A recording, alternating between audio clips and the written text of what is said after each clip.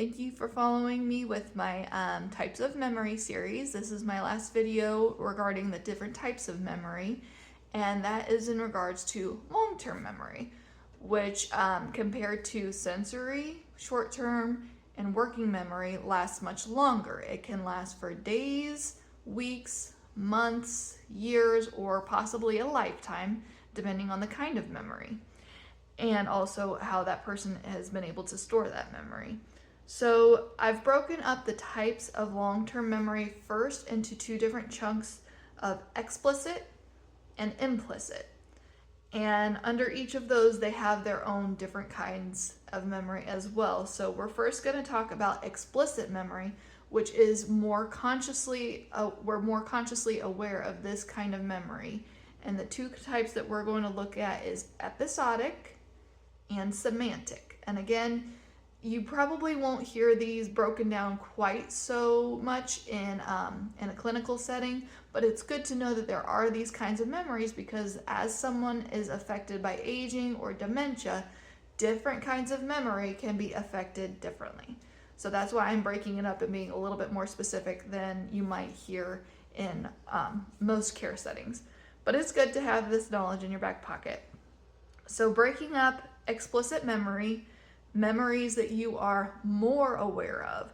So for example, an episodic memory could be experiences and specific experiences in time, remembering the time frame where you were, an event, a personal experience that happened to you. It was an episode in your life. Another example of the explicit memories are semantic memories. So this is a little bit more knowledge-based, where your input of the exterior world, the external world around you, this semantic knowledge is your gathering of concepts, meanings, knowledge about facts.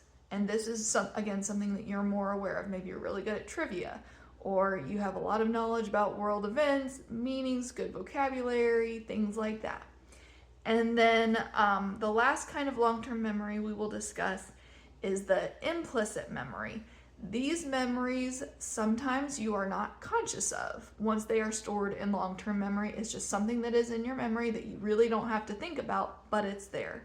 So a wonderful example of procedural memory is once you learn how to ride a bike, that procedural memory is stored in your long-term memory. You don't have to pull it out every single time you hop on a bike, and that's probably one of the reasons why that phrase is so common. It's as easy as getting back to riding a bike, because once you have that memory, the muscle memory, the function of it, it's stored there. You really don't have to pull that memory out every time you go to hop on a bike.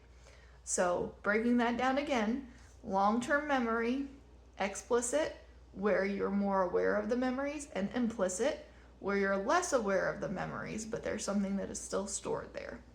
If you have any questions about these different kinds of long-term memory, please leave them in the comments, or I can break these down a little bit further in the future. And in my following videos, I will discuss how different kinds of memory are affected by normal aging, mild cognitive impairment, and then in dementia level memory impairment. As always, thank you for watching.